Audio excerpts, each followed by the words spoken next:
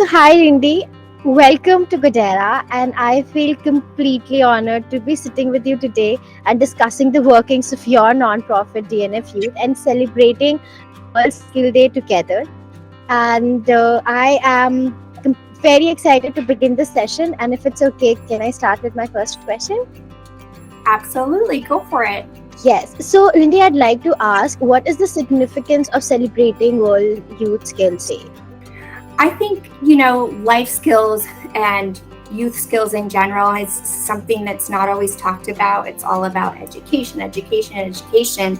But if we don't have those life skills to be able to tackle challenges within our education, then we're really limiting ourselves. So this is such a great way to celebrate the importance of life skills and teaching youth the strategies and tools that they need to thrive both in their education and in their communities and life in general. So this is such a great way to amplify the importance of life skill development and celebrate, those nonprofits and organizations that are doing the work to make sure children have all of the tools needed to thrive, not just the academics.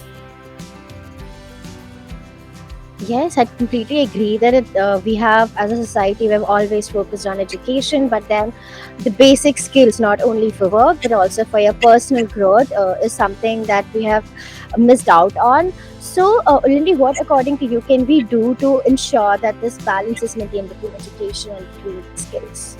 I think, the first step is just really educating people on what life skills are, what personal development skills are. We do a lot of social emotional learning work in our nonprofit.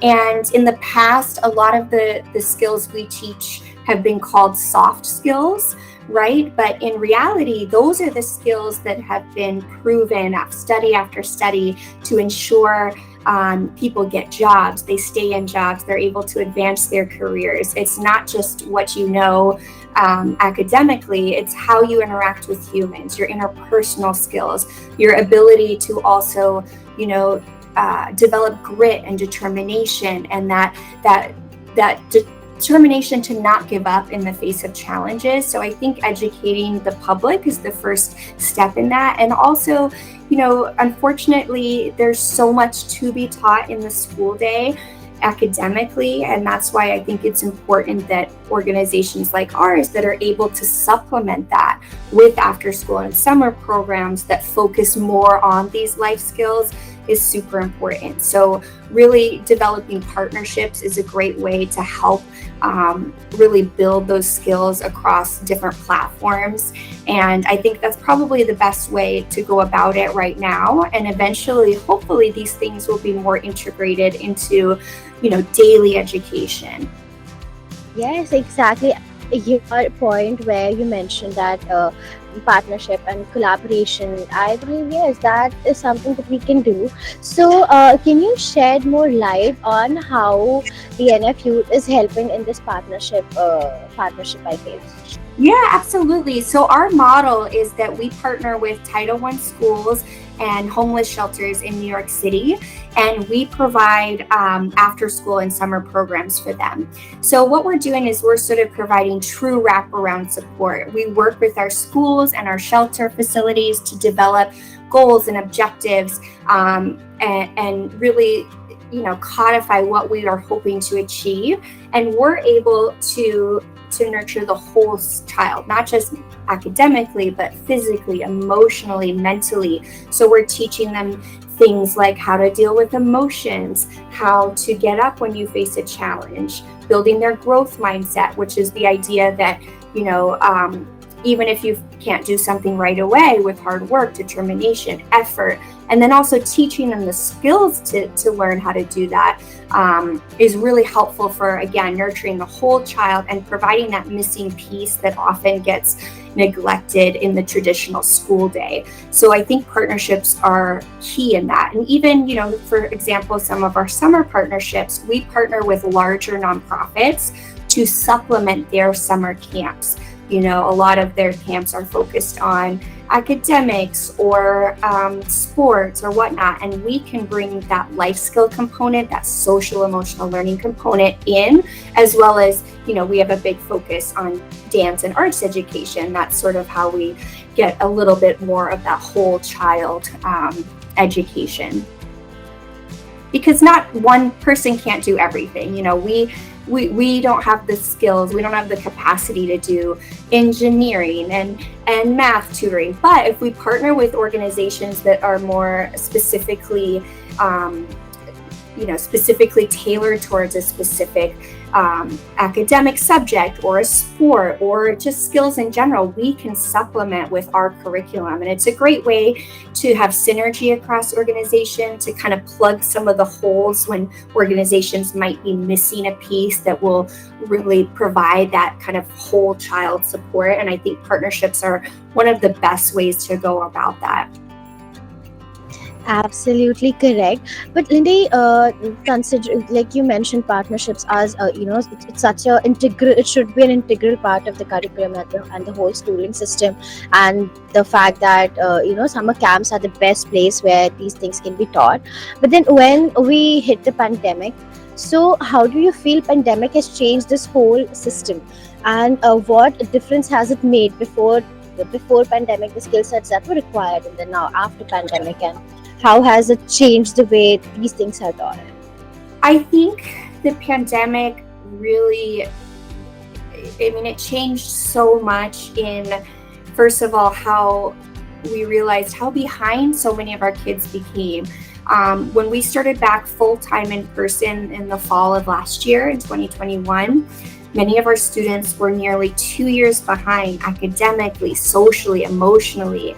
And we would get the kids in our after school sessions, and they'd be exhausted from the day. They weren't used to being in a structured environment for 8 hours and then coming to us. They also didn't know how to deal with challenges. They didn't know how to deal with conflicts with friends. They didn't even know how to really socialize and make friends as well as they used to. So life skills became so much more important than ever, because kids missed out on that socialization and basically 2 years of development, honestly, not just academically, but across all parts of their lives. So I believe that, what we do, what other nonprofits do to promote that really important life skill development is more crucial than ever, because we need to catch kids back up.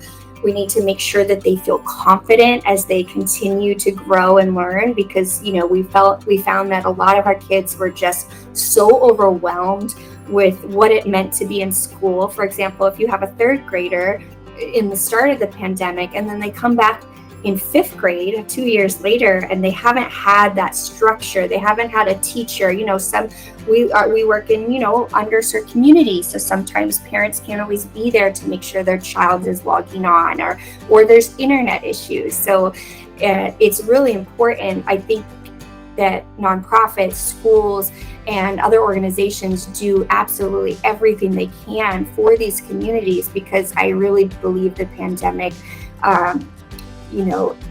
of course it affected everyone, but it really affected people in kind of marginalized, overlooked communities. And that's one of our goals, is to make sure we're teaching the tools that these kids need to level up, to get back to their level, and also go forward feeling like they can tackle anything. They made it through a pandemic, and something we try to teach them is, you made it through that, you can make it through anything. We kind of use that as a tool to help teach some of the other skills.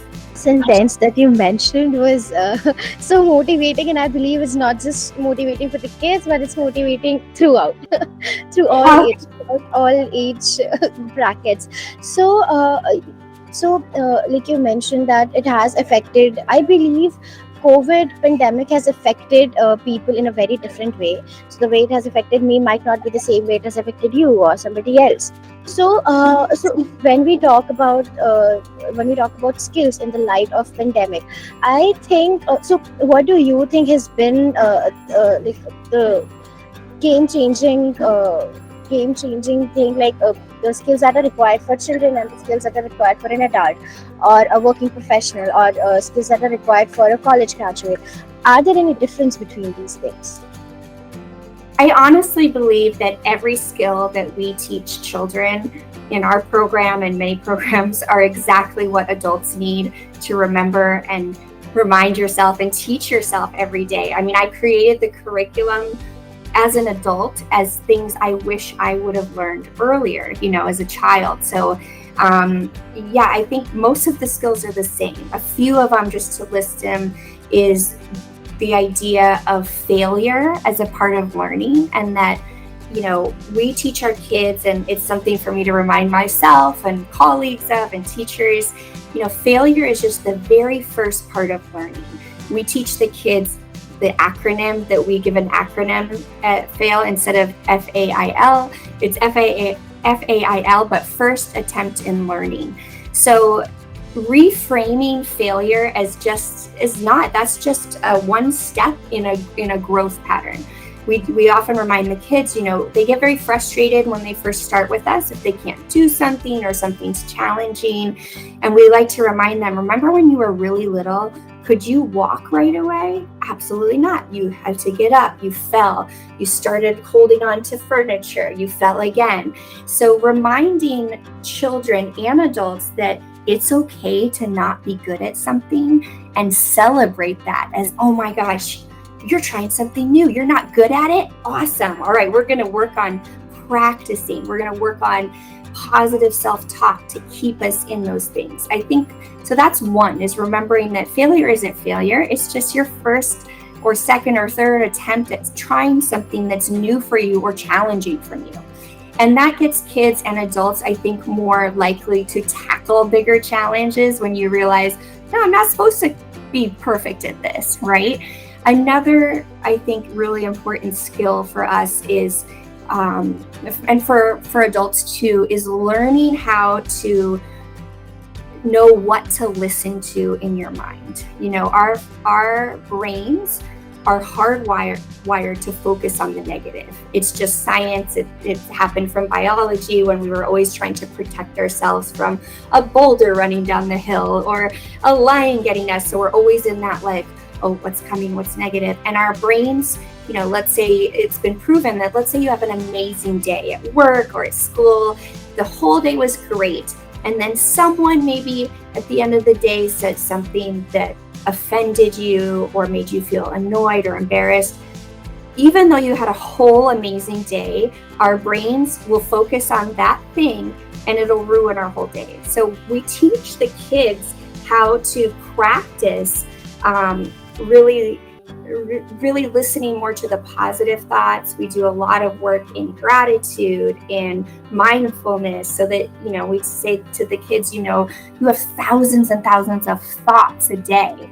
Not all of those thoughts are facts. So we do a lot of work on how we call it our inner bully monster. But for adults and kids, all of us have that voice sometimes that, oh, you're not good enough. Oh, you shouldn't be here. Oh, you have no friends. Oh, no one likes you.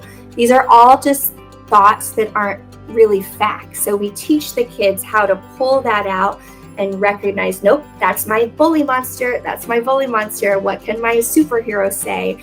So I think really reframing our thoughts to focus on our strengths and our capabilities versus the lack that sometimes we feel is really important skill to develop. Listening to all of this, it felt so great. I'm so glad that the future of a society is in good hands. And thank you for the soak. I wish I had somebody like you when I was growing up. Well, I did too. That's why I founded the nonprofit. There was so, it's funny because I've done so much research on, what makes people successful in life. Or, for example, if you grow up in difficult circumstances, a lot of times those experiences become cyclical, and what makes someone break out of that, and it's usually a teacher, one person or two people that believe in a child and can teach them the tools that really, it amplifies their strengths and teaches them that no, they are good enough. They're good enough at anything they put their mind to. Kind of leveling the playing field a little bit too, teaching them about their brains is huge. When we teach kids that you're not stupid if you can't get something. It's just, it takes your brain a little while to create synapses that connect those thoughts. And the more we do them, the smarter you get. So, and the more you're able to accomplish things. So, it's so important to teach life skills and personal growth skills young, because school is tough. Life is tough. So how do we prepare children and adults to tackle those challenges and rise above? Without just getting so demoralized, I would say. And especially in the times we're living in, it's so important with all the craziness in our world to kind of motivate kids to rise above anything they face and change the world for the better. So Absolutely correct. I would completely agree to this point. It's just like like you are teaching students, kids, how to build a shield so that your mental health, the way you perform, you are not affected by the outside world. But then at the right. same time, you have the courage to go face it. Right, absolutely. And that's exactly right. You're giving them tools that they can use. And, it's always, that's important. It's not, you can't just teach something. You need to make sure they are actually developing those skills that they can use. So I always say we're giving them a whole toolbox, and they have different things they can use at different times, to deal with challenges. So it's not just one thing. They have, if this doesn't work, I'm going to try this. And we're helping them to strategize, to problem solve, so that we're not, just solving problems for them. We're giving them autonomy. You know what to do. You have different skills. What are you going to choose this time? And, obviously we help them through that, but tools are everything. And I wish I had more tools. I'm sure every child and a lot of adults wish we had the tools that a lot of us learn later in life through personal growth and development of ourselves and learning these things. Like I said, if I learned them younger, I can only imagine how much more I could do in my life, Exactly, where we would have been now if we had all of this early. Right. Yes. So, Linda, so this is something that you are doing, your nonprofit is doing. But then, if there's something that we, on a personal level, want to do for this skills day, is there something that we can? Just it for general public in general, or? Yes, like just on a personal level, without caring about the impact that it is making, the magnitude of the impact. Yeah, I think, doing a little research on what it means to be happy. There's some different things that, like for example, mindfulness is something we teach the kids. That's something anyone can learn about. There's thousands of little videos here and there. And I think that can be a really helpful tool to sort of quiet our mind from all the craziness and busyness and learn how to focus on those thoughts that are going to push us forward rather than hold us back.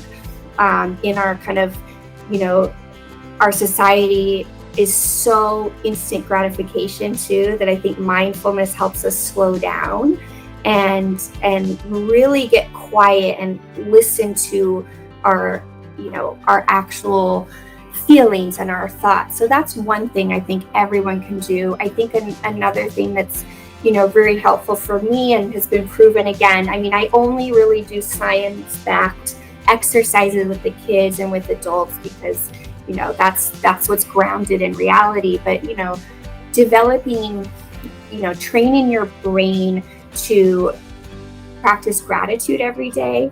What I like to do is I like to wake up in the morning and kind of think about 3 things I'm really grateful for. That immediately shifts your brain from like, oh, I have to get up and go to work, to, oh, actually there's good things in my life. It's just that we focus more on the negative. And then when we go to bed or at the end of the day too, is reflecting on your day and thinking about one or two things that really made you feel good. And it doesn't have to be anything big. It could be, oh, I got to eat lunch and the sun shine on my face and that felt so good. And then when you can relive that emotion, that feeling of that, you're getting a double dose because you felt it in the morning. And then if you really visualize, if you really take the time 2 minutes at night to think about it again, you're building those positive feelings. Sometimes we get those positive hormones that release in our body. So it's like a double dose. And again, it's just repetition. It's starting to train your brain to see the good versus always see the bad. Because like I said, we are wired to focus on the negative. It's just who we are as human beings. And especially now when there's so much craziness and negativity in the world, this becomes even more important, right? Because if we can go down a rabbit hole of depression if we're just only seeing the bad. But there's always good in the world, with every tragedy, with everything that's horrendous. I love the quote. I think it was Mr. Rogers that said, always look for the helpers, because there's always going to be helpers. There's always going to be people trying to do good. And there's, we see these horrible events or people or shootings, but there's always an amazing amount of beautiful humans trying to do the right thing. So if we can amplify that and kind of get our minds and bodies into being those helpers too, we can make such a big difference. So those are my two things: practicing mindfulness, practicing gratitude, and reflecting on the good. So you're kind of training your brain to start that focus of what is good versus what is bad in your life. Message was just so beautiful. Oh, thank you. Yes, thank you so much, Lindi, for sharing your experience and really telling us that everything is interconnected. Even if you're talking about world skills day, it is somewhere interconnected to mental health. And if mental health is concerned, it's somewhere interconnected to the way we live our lifestyle. Absolutely. Yeah. It's about the whole being, and that's what we're all about, is the whole child. It's physical, mental, emotional. Every part of that is equally important in our view, and making sure that we're providing wraparound whole child support is, I think, super important in today's day and age versus just academic. Those skills, those personal skills, those life skills, that's what helps children to grow and thrive, not just learning how to do their 8 and 9 times tables or whatnot. So, which is equally important. I'm not saying it's not important. I am a huge proponent of education. However, I do feel that, if a kid is struggling in math, if they don't have the skills to overcome a struggle or know how to handle a struggle, they're just going to give up. However, if they know, what, I know my affirmations, I know how to ask for help, I know how to pause and take a breath when I'm starting to feel anxious, I know how to, there's so many different things. I know how to ask my friend for us. That's a big thing too, is encouraging children and adults to ask for help. I think we always think, if I have to ask for help, they'll think I'm dumb. They'll think we get very insecure about it, but that's a big tool to learn. And we practice that, and we practice standing up for ourselves too. This is really challenging for me. I'm not understanding. Can you help me? Or can you help me direct me in a way that I can learn better? So giving them that power and to feel good about that versus insecure. Yes, it's just like giving them the right set of mind and the right thought process to view the things that are happening in a very different picture, and getting their life story straight. It's not like I failed, but yes, I did not make it in my first attempt, but then yes, I'll make it in my second attempt. Right. Just things like that. I think something for children and adults that we focus a lot on, especially in the beginning of all of our programs, is really kind of thinking about what are you really good at. Finding those strengths and letting children know that certain, sometimes the kids are like, I don't know what makes me unique or what my strengths are. And I can be like, oh my gosh, you are such a good friend. You are caring, you are nurturing. So kind of giving them the tools and the language to express that, their skills, or I'm creative, I'm a problem solver, I'm athletic, I am determined, I am outspoken. Like, also helping them to identify their strengths so that they, even when they are having a challenge, they can look back and be like, no, even though this is hard, look at all these things I'm still really good at. So they don't feel like, oh, I'm not good at anything, or I have nothing going for me. We do that a lot in the very first day of programming. The first couple of weeks is helping them identify, what makes you special. And it's not always the academics. Sometimes it is, and sometimes it's other things too, because we're all more than just academics. We're full human beings, and we have a range of things that make us special and important, and helping children to recognize that, how important they are in the world, is helpful when they do start to face challenges, because they see themselves as a human facing a challenge instead of the challenge that's going to overcome them as a human. The problems that you face in life are smaller than you.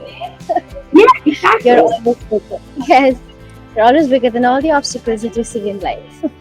That was such a beautiful thought, Lindi. Yes, and with this question, we have come to the end of the interview. And thank you so much for sharing all of this. I hope it was helpful. So nice talking to you, Emily. And I look forward to seeing what kind of you take and put together, and let me know if you need any other clarification or have any other questions for me in the future.